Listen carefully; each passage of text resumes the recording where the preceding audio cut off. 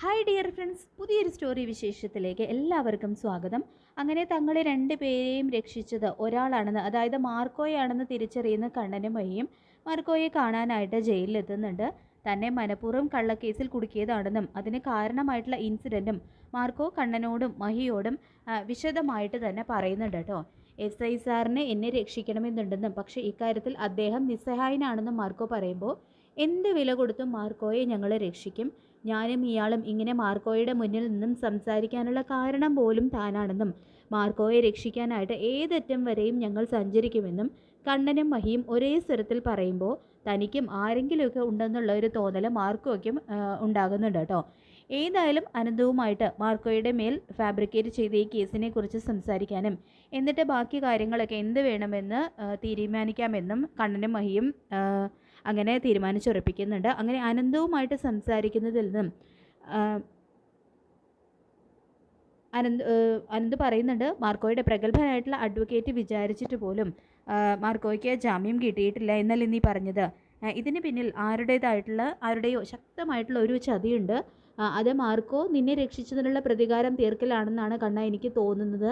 അതുകൊണ്ട് എങ്ങനെയും മാർക്കോയെ പുറത്തിറക്കേണ്ടത് നിന്റെ കടമയാണെന്നെല്ലാം അനന്ത് പറഞ്ഞു കൊടുക്കുമ്പോൾ, അനന്തുവേട്ടൻ പറഞ്ഞതിലും കാര്യമുണ്ട്, ഇനി കണ്ണേട്ടൻ്റെ ബന്ധുക്കൾ തന്നെ ആയിരിക്കുമോ ഇതിന് പിന്നിലോ എന്ന് മഹി പറയുമ്പോൾ, ആ സാധ്യതയും തള്ളിക്കളയാനാവില്ല.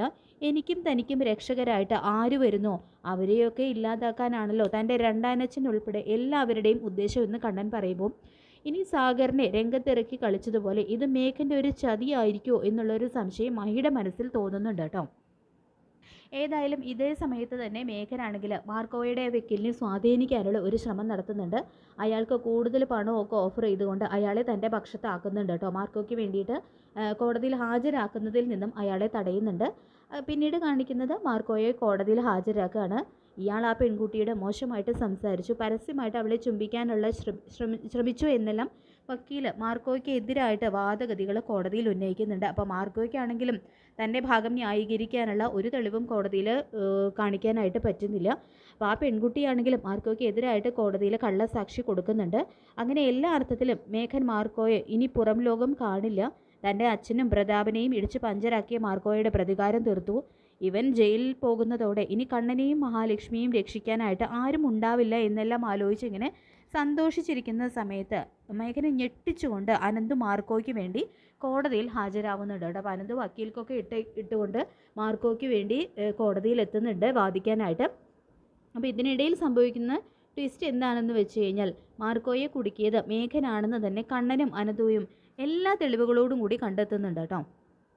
മാർക്കോയ്ക്ക് വേണ്ടി കേസ് ഏറ്റെടുക്കാനായിട്ട് ആരും വരാതിരിക്കുന്ന ആ ഒരു സാഹചര്യത്തിൽ, പെണ്ണുകാസ് ആയതുകൊണ്ട് ഒരിക്കലും ജാമ്യം കിട്ടില്ല, ഇതിൽ തോറ്റു പോകും എന്നുള്ള കാര്യങ്ങളെല്ലാം അറിയാവുന്ന വക്കീലന്മാരെല്ലാവരും തന്നെ മാർക്കോയുടെ കേസ് ഏറ്റെടുക്കുന്നതിൽ നിന്നും പിന്മാറുന്നുണ്ട്. അപ്പോൾ ഈ ഒരു സന്ദർഭത്തിൽ അന്ന് തോമസ് ഡോക്ടറുടെ വീട്ടിൽ വെച്ച് ഗുണ്ടയാണെന്ന് കരുതി മാർക്കോയെ തല്ലിയിട്ടുണ്ടല്ലോ അനന്തു.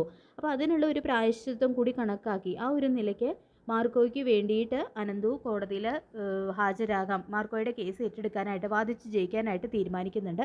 അപ്പോൾ ഇതിന് പിന്നിലും മേഘനാണെന്നുള്ളതും അവരിതിനിടയിൽ തന്നെ കണ്ടെത്തുന്നുണ്ട് കേട്ടോ. ശേഷം മാർക്കോയ്ക്ക് വേണ്ടിയിട്ട് ഞാനാണ് ഈ കേസ് വാദിക്കുന്നത്, മാർക്കോയെ ചതിയിൽപ്പെടുത്തുക, സമൂഹത്തിൽ മാർക്കോയ്ക്ക് സ്വഭാവ ദൂഷ്യം ഉണ്ടെന്ന് വരുത്തി തീർക്കുക എന്നുള്ള ഒറ്റ ഉദ്ദേശം മാത്രമേ ഈ കേസിന് പുറകിലുള്ളൂ. എൻ്റെ സുഹൃത്ത് കണ്ണനെ രക്ഷിച്ചു എന്ന ഒറ്റ കാരണം കൊണ്ടാണ് മാർക്കോയ്ക്ക് നേരെ ഇങ്ങനെയൊരു ആരോപണം ഉണ്ടായത് എന്നെല്ലാം അനന്തു മാർക്കോയ്ക്ക് വേണ്ടി കോടതിയിൽ വാദിക്കുമ്പോൾ, കോടതിയിൽ ഇങ്ങനെ പ്രസംഗിച്ചാൽ മാത്രം പോരാ, അതിനുള്ള തെളിവും വേണമെന്ന് എതിർഭാഗം വക്കീൽ ആവശ്യപ്പെടുമ്പോൾ, വ്യക്തമായിട്ടുള്ള തെളിവുകളോടുകൂടി തന്നെയാണ് ഞാനിവിടെ നിൽക്കുന്നത്. ആ പ്രദേശത്തുള്ള CCTV ദൃശ്യങ്ങൾ കോടതിയിൽ തെളിവായിട്ട് നൽകുന്നുണ്ട് കേട്ടോ അനന്തു. അങ്ങനെ മേഘൻ മാർക്കോയ്ക്കെതിരെ കള്ളസാക്ഷി പറഞ്ഞ ആ പെൺകുട്ടിക്ക് പണം നൽകുന്നതും അവളെ എല്ലാത്തിനും വേണ്ടിയിട്ട് മാർക്കോയ്ക്ക് എതിരായിട്ട് നിയമിക്കുന്നതും, തുടർന്ന് മാർക്കോ വരുന്ന വഴിയിൽ ഇങ്ങനെ ഒരു നാടകം ക്രിയേറ്റ് ചെയ്തുകൊണ്ട് അങ്ങനെ ആ കാര്യങ്ങളെല്ലാം ഗുണ്ടകളെ ഏർപ്പാടാക്കിയത്, അങ്ങനെ എല്ലാ കാര്യങ്ങളും മേഘനാണെന്ന് ആ CCTV ദൃശ്യങ്ങളിൽ നിന്ന് തന്നെ കോടതിക്ക് ബോധ്യമാവുന്നുണ്ട് കേട്ടോ. അപ്പോൾ എല്ലാ കാര്യങ്ങളും അതിൽ വ്യക്തമാവുന്നുണ്ട്. അങ്ങനെ മാർക്കോയുടെ നിരപരാധിത്വം ബോധ്യപ്പെടുന്ന കോടതിയാണെങ്കിൽ മാർക്കോയെ നിരുപാധികം വിട്ടയക്കുകയാണ്. മാത്രമല്ല, ഒരു പെൺകുട്ടിക്ക് നേരെ ഇങ്ങനെ ഒരു ആക്രമണം ഉണ്ടായപ്പോൾ ആ പെൺകുട്ടിയെ രക്ഷിക്കാനായിട്ട് ഇറങ്ങി തിരിച്ച മാർക്കോയുടെ നല്ല മനസ്സിനെയും കോടതി അഭിനന്ദിക്കുന്നുണ്ട് കേട്ടോ.